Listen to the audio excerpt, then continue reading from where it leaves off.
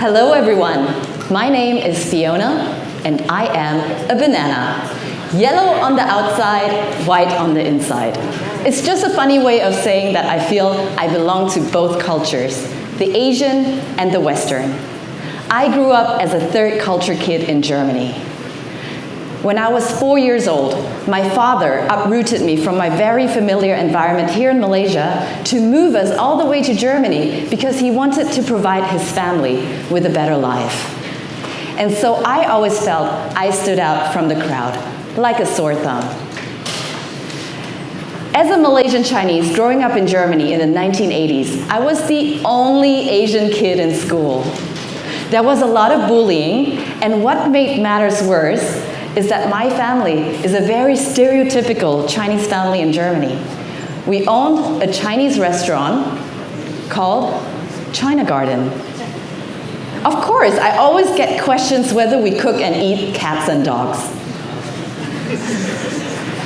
As a teenager, I loved watching American movies and series. I had this big American dream. I thought life over there would be so much better because there were other Asians around as well. So when I was 16 years old, I convinced my parents to let me travel abroad for a year and spend my high school year in California. And when I stepped into school, I was greeted with open arms, especially by my Asian American classmates. For the very first time in my life, I didn't feel alone anymore. There were people who looked like me, who ate very similar things to me, and have the same cultural background as well. But I assumed in America it would be a melting pot of races and cultures.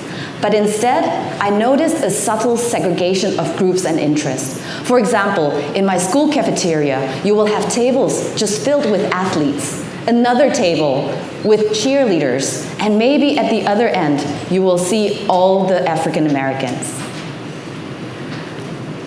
Fast forward to my early 20s, when I just graduated from university and I landed a job in the oil and gas industry.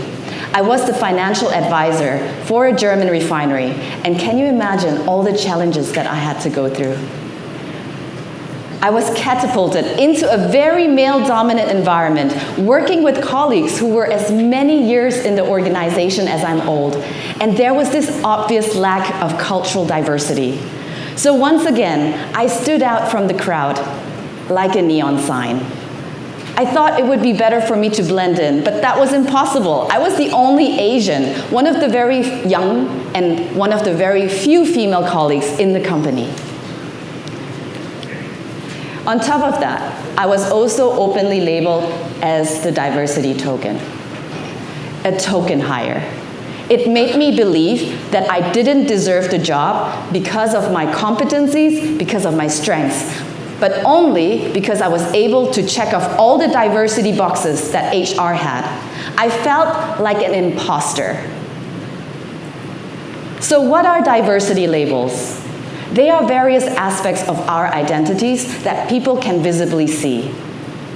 They are often used to classify and categorize individuals and also limiting our opportunities and potential.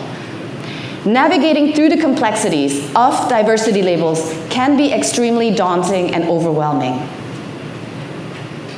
Diversity labels are things that people can visibly see. And what if I tell you that we need to shift our narrative? What if we viewed our diversity labels not as a constraint, but rather as a source for strength and uniqueness? Embracing our differences can allow us to bring our authentic selves to the table. Now, diversity labels are things that people can visibly see.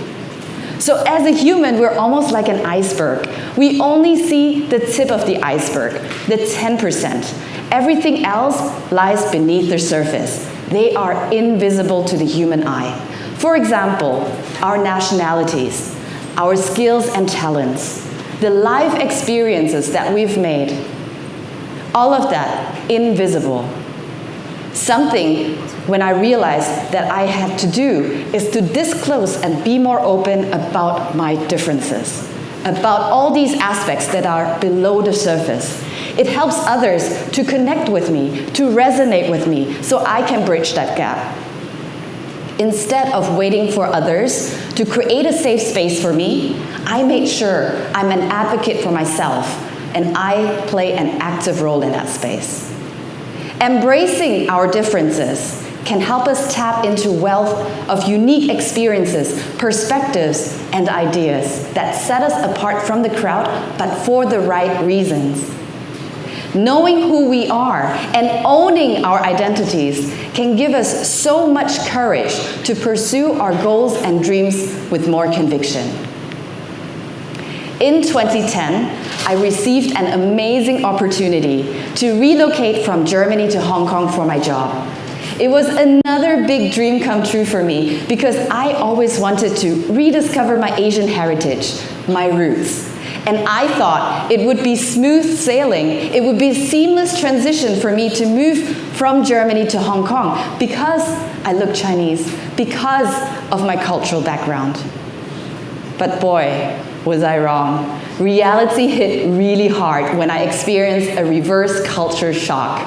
I really underestimated the cultural differences. I grew up in a very multilingual household.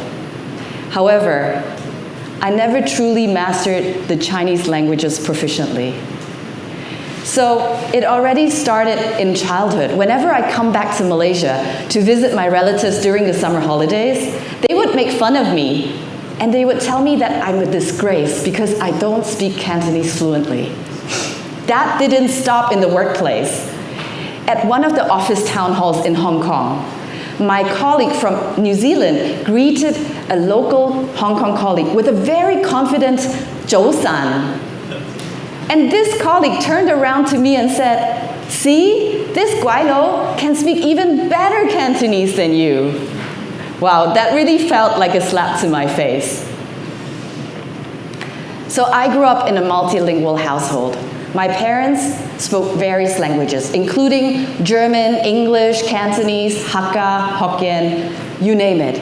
And all of these languages, sometimes just in one sentence. And I must confess, it confused me, so much so that I never truly mastered the Chinese languages because I resorted in responding in English or in German. Even my friends, whenever they came around and visit, they were often perplexed by the way we communicate with each other. So, 我識聽唔識講，我會曉聽唔曉講。I understand, but I just don't speak. And I believe a lot of you here in the audience can resonate with that because you also grew up in a Malaysian household. I am a third culture kid.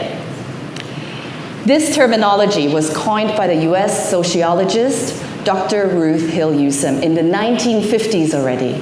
And she describes individuals as third culture kids who grew up a lot of their childhood and in their formative years in a culture and in a country that is different from their parents. And as a third culture kid, what we're trying to do is incorporate the culture of our host country, in my case, that's Germany, with the culture of my parents and merge it into what we then call a third culture. And as a third culture kid, you can imagine lots of challenges that we're going through. As an individual, we are already struggling to figure out our personal identity. Now, on top of that, we get questions about, for example, where is your home country? What is your native language? And I love this question. Where are you really from? So it is time now that we open up and start discussing complexities and challenges that third culture kids are going through. And I'm not alone. The organization Interaction International that advocates the needs for third culture kids has estimated that there are about 230 million of us out there, and the numbers are continuously growing. It is 8 times larger than the population in Malaysia and larger than the population in Brazil with 210 million. So it is time to share with these individuals to not hide behind their fears of not feeling accepted, but rather embrace their uniqueness. See them as a unique value proposition and helping them to transform their adversities into an advantage. Something that always sparks a lot of curiosity as a third culture kid is my passport. I'm a German citizen, born in Malaysia, and this very important piece of document was issued to me in Hong Kong. So can you imagine all the funny looks I get from immigration officers whenever I travel? Yeah, it's always an adventure. After 14 years in my corporate career, I finally took the leap and ventured into entrepreneurship. I'm now supporting organizations and leaders to create a more diverse, equitable, and inclusive work environment so that everyone can thrive and can be engaged.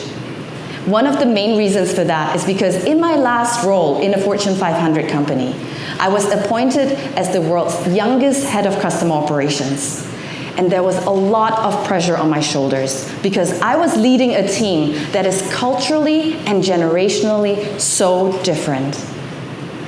I didn't want to be a manager who's just chasing after companies' targets and KPIs. I wanted to be known for as a leader who is focused on the well-being of their team members, supporting them in their growth and in their career aspirations. Spending 2 years with my team, we have gone through several reorganizations due to cost cutting, due to technological advancement. We are living in a VUCA environment, and change is the only constant that we have in life. But something that's different with my team is that even though we went through so many hurdles and barriers, the engagement levels were constantly high. And the main reason for that is because my team members felt respected, they felt heard, they felt valued and recognized. So I thought, if I can make a positive impact with my team within a short period of time, perhaps I could also add value to other organizations and leaders to create an inclusive place so people feel that sense of belonging, so they feel free to speak up without the fear of negative consequences. Of course, not everyone cheered me on. After one of my talks, a few HR directors approached me and they asked me, "Did you just graduate from university and decide to become an executive coach?" So clearly, I didn't fit their idea of how an executive coach should look like or should embody. But instead of letting their words bring me down, I saw my youthful appearance and my diverse background as something that could uniquely position me to support people who are in their first-time leadership position, emerging leaders, young talents. So this is when I finally took the leap and also made sure that I amplified my unique and diverse voice. I didn't want to hide behind my fear of not feeling accepted. I wanted to do the opposite. I wanted to really shout it out loud that this is me being different, and this is going to be my unique value proposition. Something that was so instrumental to me to figure that out is a powerful concept that I want to share with you today. When I stumbled across it, I was about in my early 20s. Probably a lot of you here in the audience are that age. And it was a life changer for me when I discovered this tool, and also once I applied it. I can tell you, more than 20 years later, because of this concept, I'm able to achieve a lot of my goals and dreams. And surprisingly, a lot what I found out about myself back then still pretty much remains unchanged even today. So this concept consists of 4 components. The first one is all about your talents and your strengths. They are like your guiding compass. Now, you may sit there and ask me, how do I even know what my talents are? So just reflect. Who are the people who approach you, and what kind of question do they ask you? What kind of advice do they seek from you? That is typically your talent and your strength. Now, when you're already trying to identify these people, in life, we're not just individuals roaming around in the world. It gives us so much more meaning if we can support one another. So try to understand what are the causes and the communities you want to add value to. what was so integral to me to help me identify my unique and diverse voice are my core values. Our core values are very unique to us. They're like your fingerprint. For me, it's all about growth, integrity, and enthusiasm. And I make sure I live my life in alignment with my core values every single day, whether it's at work or in my personal life, because then I show up as an authentic self. The pinnacle of it, the most important thing, the cherry on top, is our passion and our purpose. And I know it is a big question. What is my purpose in life? But you're not alone.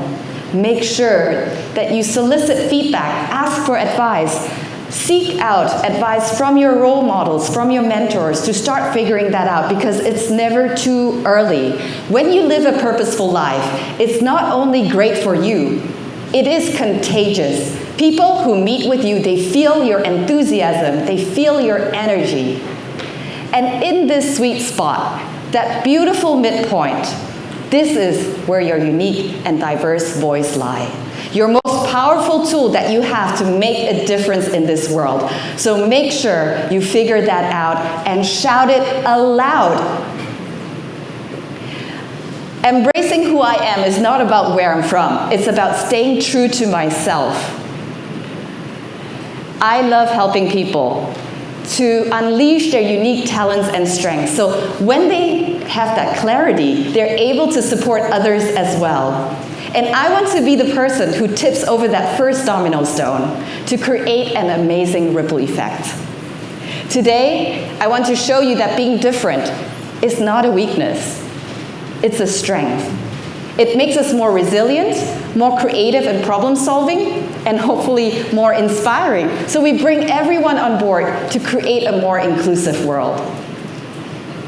I want to invite you to feel proud of who you are. Celebrate your uniqueness, and let's make sure we bring others on board as well and help them do the same. Let's transform being different into something so amazing that we can establish a future in which everyone can thrive and succeed in. I want to leave you with this last thought. Our differences aren't our obstacles. They are our superpowers. So let's embark on this journey together, where we learn from the past, live present in this moment, and work towards a progressive future. Thank you.